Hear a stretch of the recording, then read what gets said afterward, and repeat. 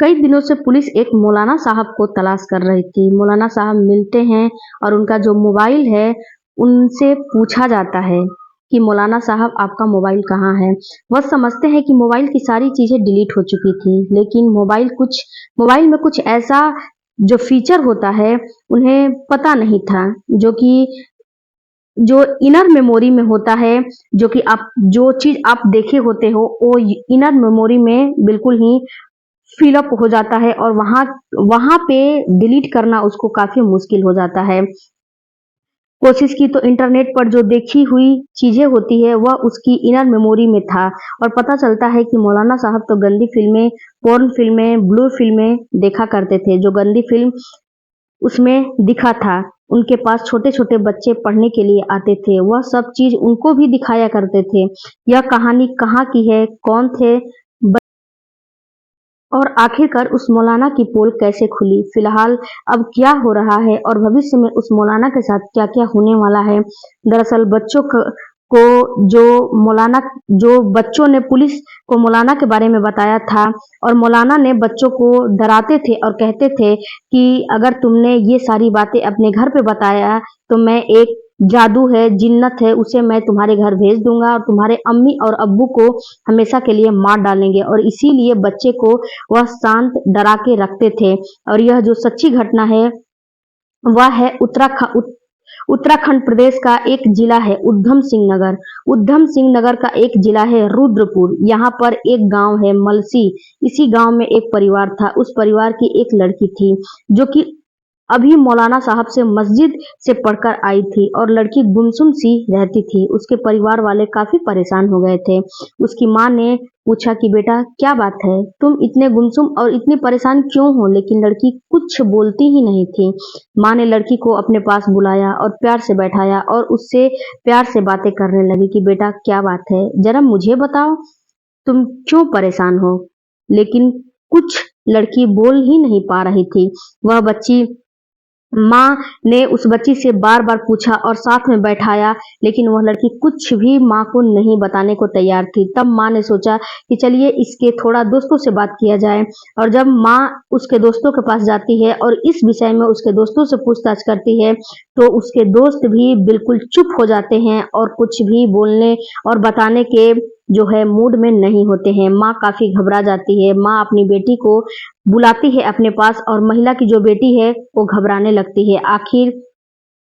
फिर माँ वापस आके अपनी बेटी को दुलार प्यार करके पूछती है और बोलती है कि तुझे कुछ नहीं होगा, आखिरकार क्या बात है मुझे तो बता दे, यह तो तुम मुझे बता सकती हो। लेकिन लड़की डर के मारे कहती है कि अगर मैं तुम्हें यह सारी बातें बताऊंगी तो तुम्हें जो जिन्नात है तुम्हें और अब्बू को मार डालेंगे। लेकिन माँ बोलती है कि नहीं बेटा, ऐसा कुछ नहीं होगा, मुझे बातें बताओ, बाकी बात क्या है? और माँ ने अपनी बेटी को भरोसा दिलाया कि बेटी, जब जिन्नात मुझे मारने के लिए आएंगे तो मैं उन्हें रोक दूंगी और उन्हें घुमा दूंगी। इतनी मेरे पास शक्ति है क्योंकि यह ताकत मेरे पास भी है। जब बेटी को माँ ने यह भरोसा दिलाया तो उस बेटी ने कहा कि जब मैं मौलाना साहब के पास पढ़ने के लिए जाती हूँ तो मौलाना साहब मेरे शरीर के अलग अलग हिस्सों को छूने की कोशिश करने लगते हैं और जब यह बात माँ सुनती है तो माँ काफ़ी गुस्सा हो जाती है कि मेरी 7 साल की बच्ची के साथ मौलाना साहब क्या करते हैं और माँ गुस्से से तमतमा जाती है। आखिर माँ माँ होती है और मौलाना साहब के पास चली जाती है। माँ मौलाना साहब के पास जाकर उनको बहुत ज़्यादा डराती और फटकारती है और बहुत ज़्यादा डांटती है और बोलती है कि आपकी इतनी हिम्मत कैसे हुई मेरी बेटी को छूने का? और मौलाना साहब देखते रहते हैं कि जब मौका मिले यहाँ से भाग जाऊं और जो ही मौका मिलता है मौलाना साहब वहां से भाग जाते हैं। अब इस बात की पूरी गांव में जो है चर्चा फैल जाती है और मौलाना साहब को सारे गांव वाले ढूंढने लगते हैं। हालांकि गांव के लोग उस महिला को समझाने की कोशिश करते हैं कि जो भी हुआ उसे तुम भूलने की कोशिश करो, मिट्टी डालो, नहीं तो मौलाना की बदनामी होगी। आखिरकार सुबह का दिन निकलता है और उस महिला का गुस्सा 7वें आकाश पर चढ़ जाता है कि मेरी बच्ची के साथ ऐसा करने का उस मौलाना का हिम्मत कैसे हुआ। आखिरकार महिला पुलिस स्टेशन पहुंच जाती है। रुद्रपुर कोतवाली में एक एक जो है अर्जी दे दी जाती है और पूरी कहानी बताई जाती है कि मेरी जो बेटी है वह स्कूल में पढ़ती है। स्कूल में पढ़ने के बाद जब घर आती है तो वह पास के ही एक मस्जिद में मौलाना साहब के पास पढ़ने के लिए जाया करती है। मस्जिद के ऊपर एक कमरे के अंदर यह एक मौलाना यहाँ पर रहता है और यह बच्चों को उर्दू की तालीम देता है और नमाज कैसे अदा किया जाता है ये भी उसको बच्चों को बताता है और सिखाता है। और ये जो मौलाना है ये मेरी बच्ची के साथ ऐसा ऐसा करता है।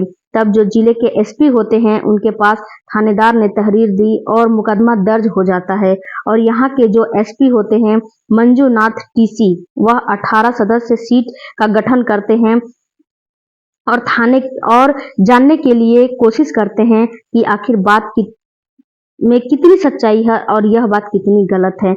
जब यह बात का पता चलता है तो यह बात पता चलता है कि मौलाना मौके पाते ही वहां से भाग गया है, वह वहां का रहने वाला नहीं है। इसके बारे में पता करने की कोशिश की जा रही है। उत्तर प्रदेश का जो पीलीभीत एक जिला है, वही जिला का एक जहानाबाद जहानाबाद का के गांव एक गांव है, गांव का रहने वाला ये मौलाना है।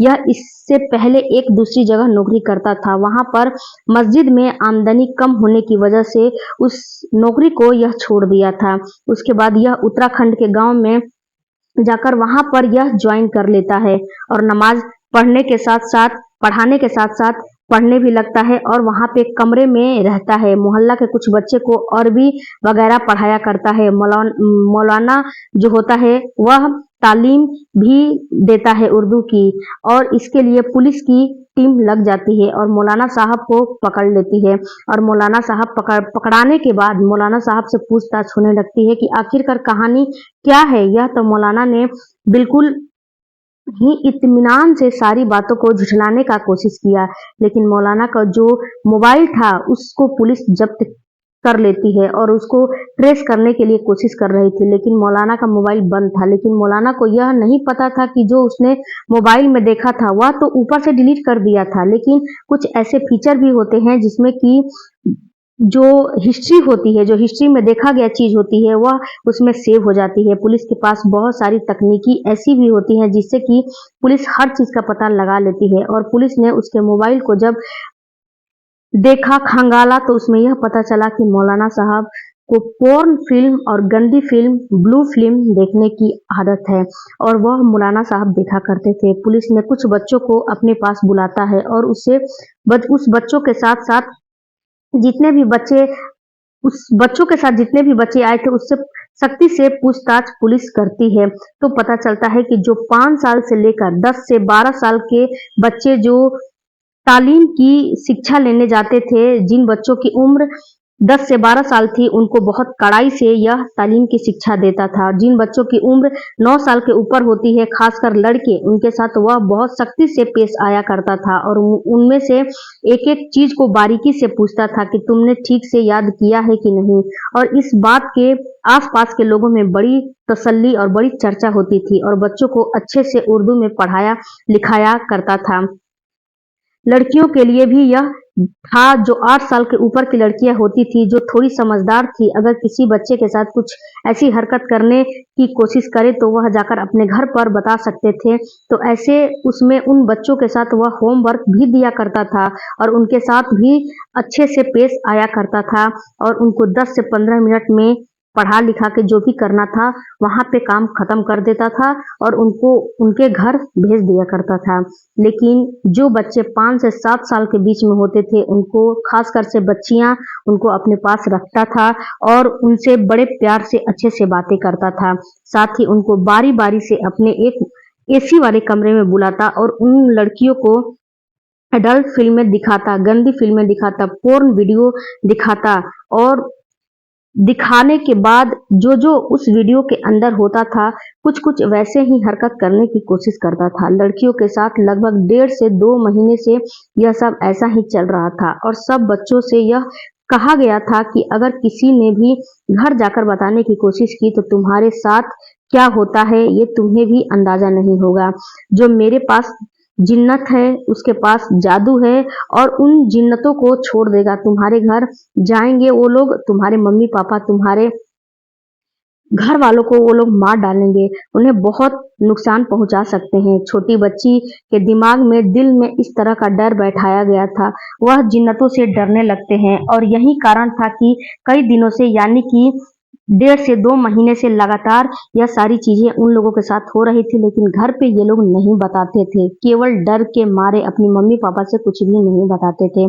पुलिस इसी मामले की जांच पड़ताल में पता पुलिस को चलती है कि उसने एक नहीं बल्कि 5 लड़कियों के साथ इतना घिनौना और गंदा कृत्य किया है। तो गांव वालों को यकीन नहीं हो रहा था कि जिस व्यक्ति के पीछे वह नमाज पढ़ रहे थे, वह शायद नमाज भी कभी कबूल हो पाएगा या नहीं हो पाएगा। लेकिन इस घटना ने पूरे गांव को तोड़कर रख दिया था। हालांकि पुलिस ने जब 18 सदस्य सीट का गठन किया है और उसे समिति के माध्यम से बैकग्राउंड, उसकी हिस्ट्री चेक की जाती है, जहां जहां भी वह आज तक रहा है, ऐसा तो नहीं कि वह वहां पर भी इसने उस बच्चियों के साथ कुछ गलत है जो है हरकत करने की कोशिश की है। पुलिस उसकी सारी एविडेंस, सारी उसकी जो है हिस्ट्री चेक करती है। पुलिस उसको रिमांड पे लेती है और लेने के बाद उसको जेल भेज दिया जाता है। पुलिस इस मामले की जांच पड़ताल में जुटी है। जैसे ही यह बात सोशल मीडिया, अखबार और टीवी न्यूज के माध्यम से लोगों के पास पहुंचती है, तो लोगों में काफी आक्रोश और गुस्सा भर जाता है। यह बात विधानसभा में उठाया जाता है और पूछा कि कब तक इस तरह की घटनाएं होती रहेंगी। दोस्तों, कब तक इस तरह की घटनाएं होती रहेंगी? कब तक हमारी बच्चियां इस घटना में बलि का बकरा बनती रहेंगी? दोस्तों, इस कहानी को सुनाने का मेरा मकसद किसी को परेशान करना बिल्कुल भी नहीं है, ना ही तो किसी को दिल दुखाना है, किसी बिल्कुल भी नहीं है। आपको सजग और सचेत करना है कि आप अपने बच्चों पर बहुत ज़्यादा ही ख्याल करिए। दोस्तों, आप लोग मेरे कमेंट बॉक्स में ज़रूर बताइएगा कि आप लोग कहाँ से मेरे वीडियो को देख रहे हो, और जिन लोगों का जन्मदिन है, एनिवर्सरी है, जिनके बच्चों का जन्मदिन दिन है, अगर वो लोग चाहते हैं कि मेरे चैनल के माध्यम से उनका नाम लिया जाए, तो मेरे कमेंट बॉक्स में वो लोग अपना नाम, पता और डेट, तारीख ज़रूर मेंशन करिएगा। और मैं हर एक वीडियो में कोशिश करूंगी कि वीडियो के लास्ट में आप लोगों का नाम जरूर लिया जाए। मिलते हैं अगले वीडियो में। चैनल को जरूर सब्सक्राइब कीजिए।